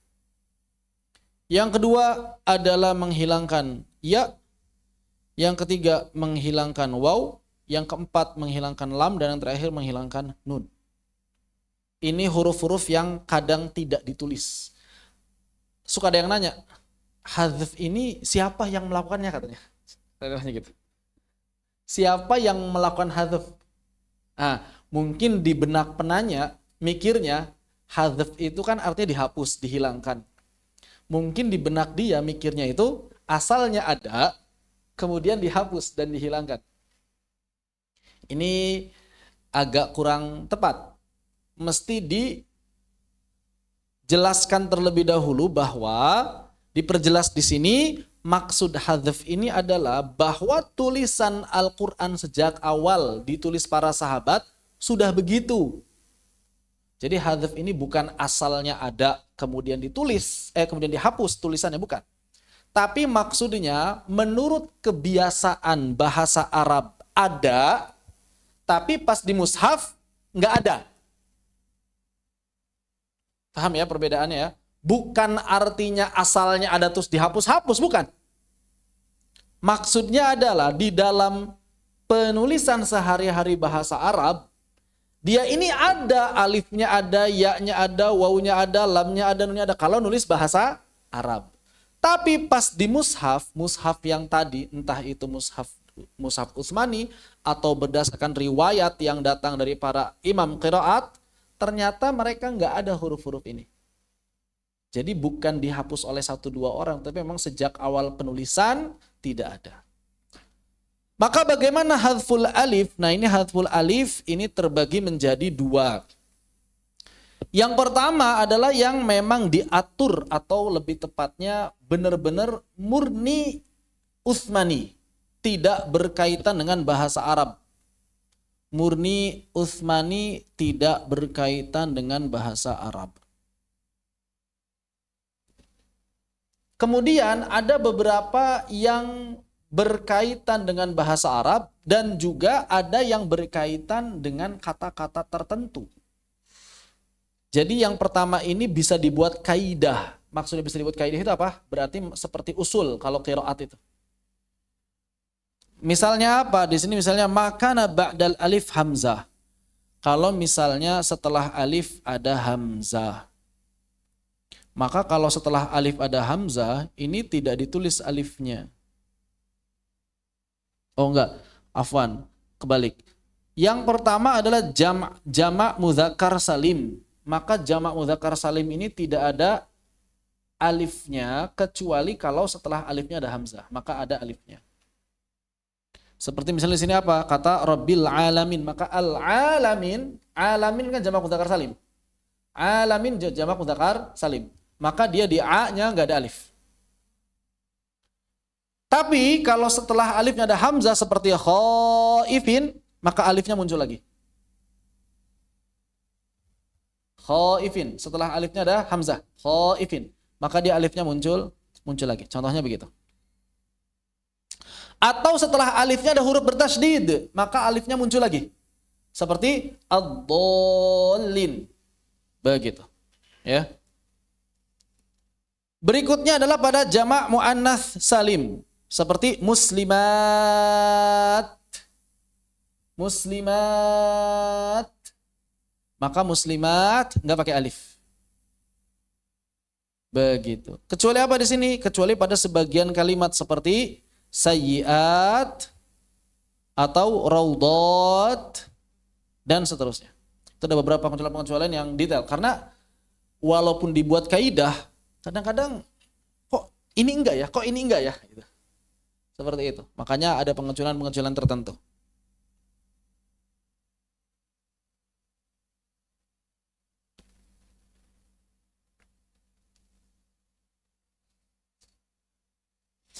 Berikutnya adalah hadzf alif domir.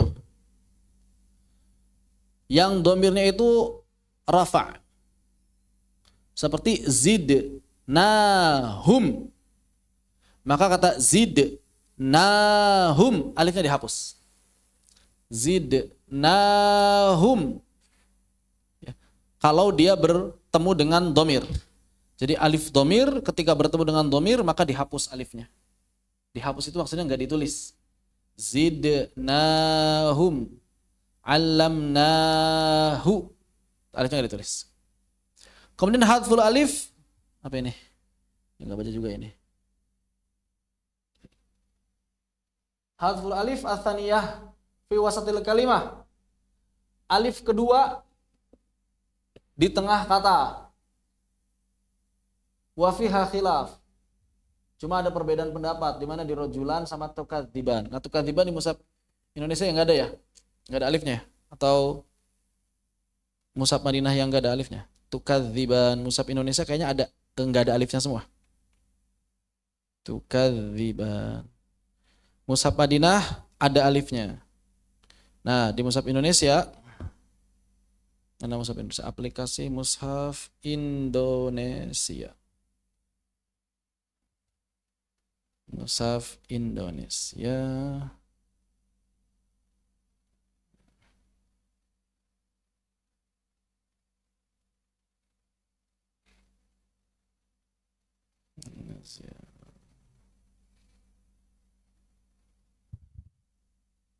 Tuh, tukadziban mushaf Indonesia enggak ada alifnya. Tukadziban sebetulnya kalau lihat kaidah mushaf Indonesia lebih sesuai kan, kaidahnya kan alif di tengah. Alif di tengah itu enggak hadzaf ya, kecuali di mushaf Madinah kata rojulan sama tukadziban tetap ada alifnya. Wallahu a'lam bishawab. Kemudian hadzfu al-alif al-asma.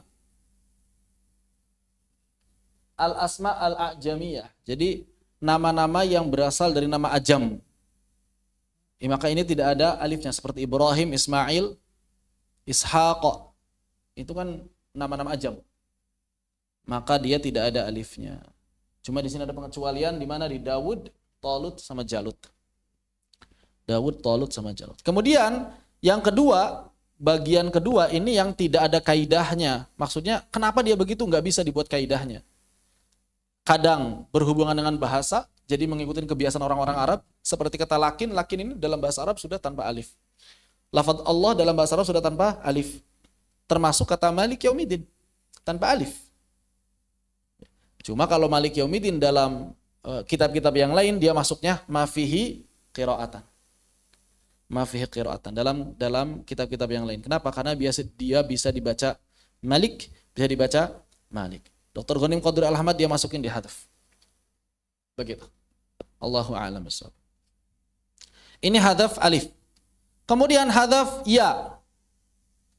Misalnya apa? Di sini misalnya di tengah kata ya dengan ketika bertemu dengan ya yang lain maka ya-nya ditulis satu saja. Seperti nabiyyin. Ya-nya satu kan? Nabiyyin. Kemudian hawariyin, rabbaniyin. Itu ya-nya ditulis satu. Jadi ya ketemu ya itu ditulisnya satu. Begitu. Kemudian juga di akhir kalimat seperti kata yuhyi, yastahyi, nuhyi, itu ya-nya hilang semua. Cuma ada beberapa yang tetap muncul seperti di sini yuhyikum, yuhyiha, dan kata yuhyi ada yang dia hadafnya itu di tengah, bukan di akhir. Begitu. Ini tergantung nanti. Yaitu perbedaan lagi-lagi perbedaan mazhab riwayat ya. Kemudian juga beberapa tempat yang dia bertemu dengan sukun ya karena iltiqa'u sakinain seperti misalnya yu'tillah, nunjil mu'minin dan yang lain sebagainya. Al-jawaril kunnas. Itu aslinya al-jawari al-kunnas. Begitu. Kemudian di akhir-akhir ayat seperti kata farhabun termasuk apa? Lakum dinukum waliyadin. Lakum dinukum waliyadin aslinya lakum dinukum waliyadini. Atau misalnya wa ma khalaqtul jinna wal insa illa liya'buduni aslinya. Hilang itu. Atau kalau di bab ra kita sudah kenal ada asr, yasr. Yasr ini kan aslinya yasri di akhir ayat. Kemudian apalagi ya dhamir ya tadi sudah dibahas beberapa ya dhamir banyak yang tidak ditulis. Kemudian min ghairi ilah zahirah yang enggak ditemukan alasan spesifiknya apa. Seperti misalnya di sini idza da'ani. Apa di alasan spesifiknya? Pokoknya enggak ada aja. Yauma ya'ti dan seterusnya. Ini adalah ya. Jadi ada yang memang bisa dibuat kaidah, ada yang kata-kata ini yang enggak tahu udah begitu aja dari sananya. Enggak ada alasannya gitu, susah dicari alasannya. Ya. Begitu. Ini hadfu pada huruf ya. Kemudian hadzaf pada huruf waw. Ini afan, saya agak percepat karena sudah 10.48. Hadzaf pada huruf waw, misalnya kata yastawun. Idza ijtama'at wawan fi kalimah. Jadi kalau ada dua waw berkumpul pada satu kata, maka waw yang keduanya waw madnya hilang. Yastawun. Wuriya. Dawud.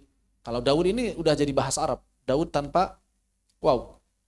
Sedangkan Amr pakai waw. Ya. Kata Amr, tahu Amr? Amru pakai waw. Dawud tanpa waw. Begitu. Kalau para ulama mengatakan Amr pakai waw untuk membedakan dengan Umar. Itu supaya beda. Kita kalau ada Amru, maka dia bacanya Amr. Kalau enggak ada wawnya, kita baca Umar. Cuma kalau sebagian ulama nahwu ada yang bikin apa? Bikin anekdot lah, kisah anekdot. Kan kalau kita lihat kitab-kitab nahwu, antum belajar nahwu, rata-rata contoh nahwu itu apa? Doroba Zaidun Amro. Pasti itu. Ya.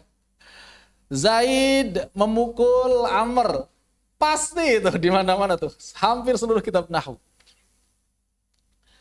Karena wallah alam ya kenapanya. Cuma memang dulu pernah ada anekdot ketika dipanggil salah seorang ahli nahwu, ini kenapa kok contoh itu doroba Zaid mukulin si Amr gitu. Emang salah apa Amr? Apa jawabannya? Karena Amr telah mencuri wawunya Dawud. Karena Amr telah mencuri wawunya Dawud. Ya. Jadi Dawud gak ada wawunya. Maka Amr telah mencuri wawunya Daud. Sedangkan Zaid adalah pemimpin yang adil. Maka Zaid menghukum Amr. Karena perbuatan tersebut. Doroba Zaid Amro itu pasti doroba. Ya. Zaid sama Amr. Pasti Zaid mukul si Amr. Lagi-lagi Zaid mukul Amr. Lagi-lagi Zaid mukul Amr. Wallahu alam ya. Kalau aslinya anekdotnya begitu. Wallahu alam. Kemudian apa lagi? Idza kanat suratul hamzati. Kemudian kalau dia berada pada bentuk hamzah, maka mas'ula wa yadraun. Maka di sini hamzahnya tidak ditulis di atas waw. Hamzahnya tidak ditulis apapun. Jadi ini sebetulnya hamzah bukan ditulis di atas ya ini. Jadi hamzahnya tidak ditulis di apapun. Wawunya hilang. Aslinya kalau misalnya secara bahasa wawunya 2. Mas'ula itu aslinya wawunya 2. Kalau secara bahasa. Kenapa? Karena yang pertama waw hamzah, yang kedua waw mad. Aslinya secara bahasa.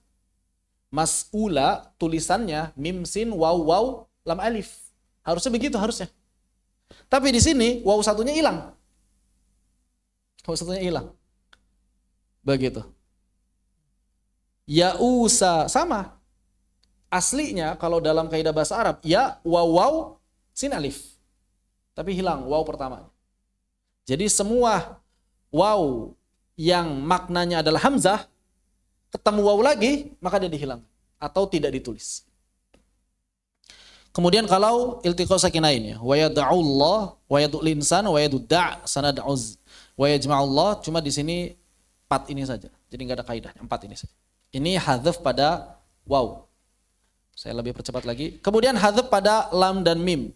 Di antaranya hadzaf pada lam adalah pada kata al-lail, alladzina, allata, allati dan seterusnya. Itu lamnya cuma 1. Alladzi, allati, alladzani, al-lail, lamnya cuma 1. Kemudian pada nun misalnya di mana? Latak manuna. Latak manuna nunnya cuma 1. Nun jil mu'minin. Hurufnya apa? Nun jim ya. Enggak ada nun lagi. Padahal kita baca nun ji. Tapi di dalam mushaf nunnya cuma 1. Cuma dalam sebagian kitab masuk juga mafi qiraatan karena ada sebagian qiraat yang baca nujil mu'minin. Nah itu mafi qiraatan di bagian di satu kitab tapi di sini dimasukin ke hadzaf. Kemudian ziyadah. Ziyadah ada 3, ziyadah alif, ziyadah ya, ziyadah waw. Alif yang enggak berfungsi secara pengucapan, ya enggak berfungsi secara pengucapan, waw enggak berfungsi secara pengucapan. Ini benar-benar tambahan saja. Contohnya apa? Misalnya di sini alif. Alif pada kata mi'ah, sudah kita bahas. Alifnya enggak berfungsi. Atau misalnya syai'in. Li syai'in, ada alif setelah shin. Atau misalnya waji'a. Waji'a ada alif juga setelah jim. Kemudian pada ya, misalnya kata apa? Afa immata. Afa immata ada ya. Atau misalnya aid. Aid ini ya-nya ada double. Padahal kita baca aid. Yang dibaca cuma 1. Atau misalnya kalau di waw ulu ulaik saurikum wala usallibannakum, maka di sini tidak ada tambahan waw. Ini tambahan. Ini berbeda dengan gaya penulisan bahasa Arab sehari-hari. Berbeda dengan gaya penulisan bahasa Arab sehari-hari. Kemudian ibdal. Apa ibdal? Ada alif yang ditulis dengan waw. Ada alif yang ditulis dengan ya. Ada hak ta'nits yang ditulis dengan ta. Mungkin kalau yang 3 kita sudah familiar karena sudah ada di Jazariyah ya. Hak ta'nits ditulis dengan ta. Contohnya apa? Contoh alif ditulis dengan waw. Contohnya as-shalah, az-zakah. Kata para ulama ini menjaga keaslian. Seperti itu. Kemudian alif ditulis dengan ya. Tadi sudah kita bahas. Apa? Ad-duha, ya, ro'a, dan lain sebagainya. Kemudian ha ditulis dengan ta. Ini sudah kita bahas dalam Muqaddimah Jazariyah. Kata ada berapa saja? Rahmat kalau di sini ya. Kemudian apa lagi? Ya, kalimat, imra'at, la'nat, ni'mat, qurratu ain, fitrat, baqiyat, wabnatun wa kalimat, itu seterusnya sudah kita bahas. Bab berikutnya adalah hamzah. Nah, ini bagaimana cara nulis hamzah? Hamzah di awal kata, hamzah di tengah kata, hamzah di akhir kata. Maksudnya ada rosemnya atau enggak? Kita kalau misalnya masuk bab hamzah dalam bab atau dalam ilmu rosem itu bukan membicarakan kepala ain, bukan ya? Bukan. Kita enggak ngomongin kepala ain. Cuma kita ngomonginnya itu yang lebih dahulu dari itu. Maksudnya apakah hamzah ditulis dengan alif atau waw atau ya atau enggak ditulis? Begitu bahasanya. Bukan bahasanya apakah kepala ain ditulisnya di atas alif, di atas waw, bukan begitu. Jadi cara membahasakannya jangan seperti itu. Kenapa? Karena rosem, karena bagi ilmu rosem kepala ain ini bukan rosem. Bagi ilmu rosem kepala ain. Jadi yang dibahas adalah rosemnya, bukan si kepala ainnya. Walaupun hasilnya sama. Maka di sini misalnya ada hamzah yang berada di awal kata pasti selalu menggunakan rosem alif. Kecuali kalau ketemu alif. Maka hamzahnya tidak ditulis dengan apapun. Begitu. Seperti apa misalnya? Seperti kata amanu. Maka hamzahnya di bawah sendirian. Ya, nggak ditulis apapun. Cuma ada beberapa yang justru dia alifnya itu di depan, hamzahnya di belakang. Intinya hamzahnya nggak ditulis. Intinya hamzahnya tidak ditulis kalau bertemu dengan alif. Tapi kalau dia tidak bertemu alif, maka hamzahnya ditulis dengan alif. Kemudian ketika di tengah, hamzah di tengah itu kapan ditulisnya? Maka apabila dia sukun, maka tursamu biharfin min jinsi harokati maqablaha. Kalau hamzah sukun, ditulisnya pakai apa? Alif, waw, atau ya? Tergantung harokat sebelumnya. Kalau harokat sebelumnya fathah berarti alif. Harokat sebelumnya kasrah berarti ya. Harokat sebelumnya dhammah berarti waw. Begitu. Bagaimana kalau hamzahnya berharokat? Maka kalau sebelumnya sukun, idza kana ghairul alif tursamul hamzah surah al-afidah. Maka tidak ditulis apapun. Kalau sebelumnya bukan alif, maka hamzah tidak ditulis. Ya, lam tursam, hamzah tidak ditulis. Kalau sebelumnya alif dan dia dalam keadaan sukun, maka tergantung harokat hamzahnya. Jadi begini, hamzah kalau sebelumnya bukan alif dan si hamzahnya ini berharokat, maka hamzah nggak ditulis. Kalau zaman sekarang istilahnya hamzahnya ditulis di atas garis. Kalau sebelumnya itu alif, hamzahnya berharokat, ditulis apa? Waw, alif, atau ya? Tergantung harokat hamzah. Kalau harokat hamzahnya fathah, maka dia tidak ditulis. Seperti abna ana, hamzah nggak ditulis. Hamzah fathah setelah alif, maka hamzahnya tidak ditulis. Abna ana. Kalau hamzahnya dhammah, maka ditulis pakai waw, seperti abna ukum. Kalau hamzahnya kasrah ditulis pakai ya, nisaikum. Nah, ini menjadi pelajaran bahasa Arab juga. Nanti kalau misalnya antum belajar bahasa Arab, belajar khot, ini dipelajari juga sebetulnya. Bagaimana cara nulis hamzah yang benar. Ya. Bagaimana cara nulis hamzah yang benar. Kemudian maqablaha mutaharik, bagaimana kalau sebelum berharokat? Maka kalau harokatnya fathah, kalau harokatnya fathah dan enggak ketemu alif, maka dia pakai alif. Seperti sa'ala. Ya, tapi kalau ada alif maka enggak ditulis. Seperti kata fuad. Kalau dia kasroh maka pakai ya. Seperti kata di sini sayyi'ah. Kalau sebelumnya ya maka dia pakai enggak ditulis apa-apa ini, enggak ditulis apa-apa ya. Ini sayyi'ah pakai di atas ya ya. Sayangnya enggak ditulis apa-apa di sayyi'ah. Di atas ya gitu sayyi'ah. Seingat saya enggak ditulis apa-apa. Di sini tulisnya pakai ya, ditulis pakai ya, sayyi'ah. Ada dua kah? Coba ya, bentar. Seingat saya enggak ditulis apa-apa.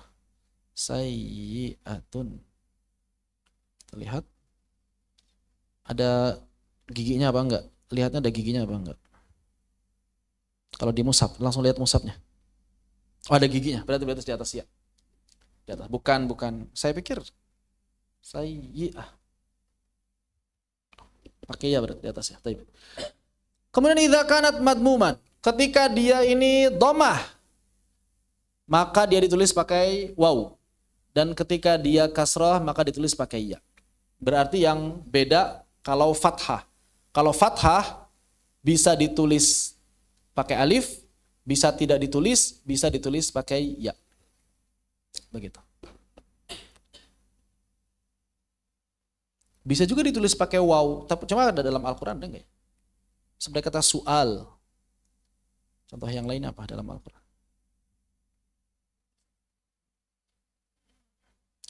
Su'al itu pakai waw.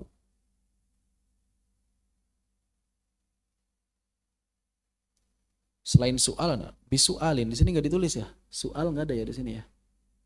Nah harusnya ada tuh. Jadi harusnya bab yang ini nih, bab yang ini yang pertama, tambahin satu lagi.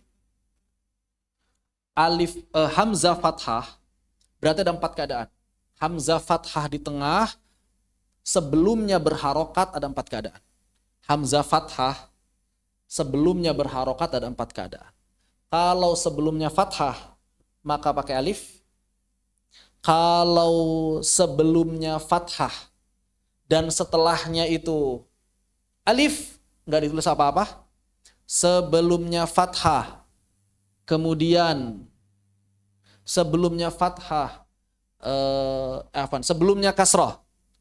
Tadi sebelumnya fathah 2 sudah. Sebelumnya kasrah maka ditulis dengan ya. Sebelumnya dhammah, ini nggak ditulis. Sebelumnya dhammah maka ditulis dengan waw. Seperti kata su'al. Su'al pakai waw hamzahnya. Di sini nggak ada. Kurang berarti 1 nih. Sa'ala hamzah fathah sebelumnya fathah. Kemudian fuad. Fuad atau apa ini? Oh udah berarti itu ya fuad ya. Bukan ditulis. Oh berarti udah di sini. Yang hamzah sendirian, kalau setelahnya alif.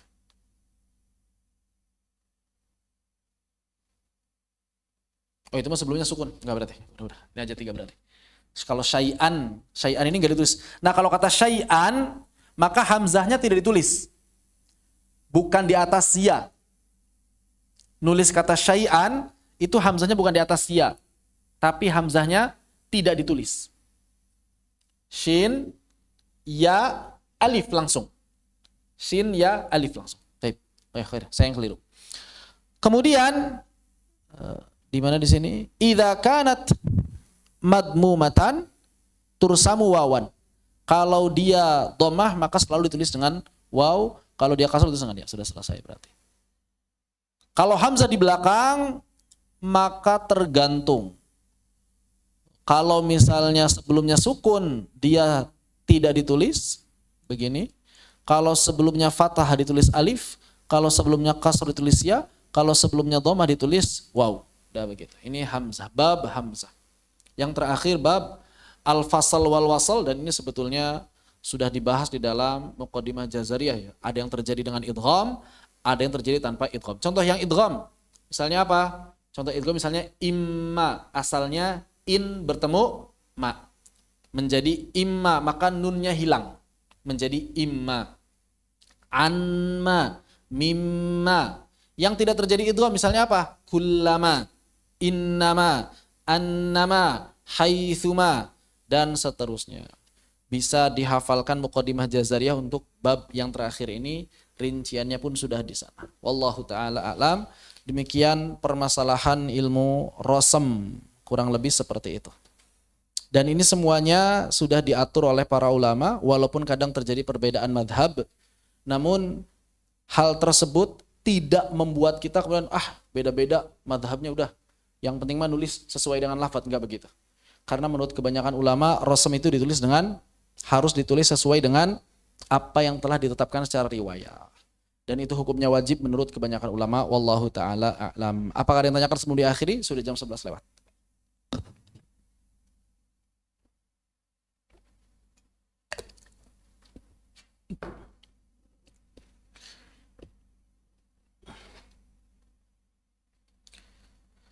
Untuk lebih detail silakan dikaji kitab apa tadi? Kitab Al-Muyassar fi Ilmi Rasmi wa Dhabti, itu termasuk kitab yang ringkas yang membahas rasam dan dhabt.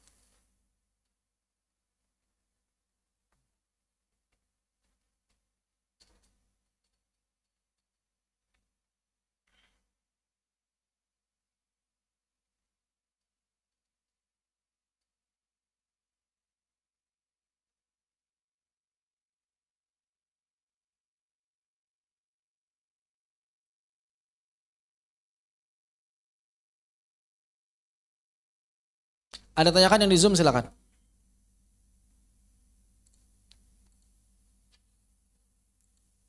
Kalau tidak ada berarti kita akhiri sampai di sini. Fanaktafi bihadza walhamdulillahirabbil alamin.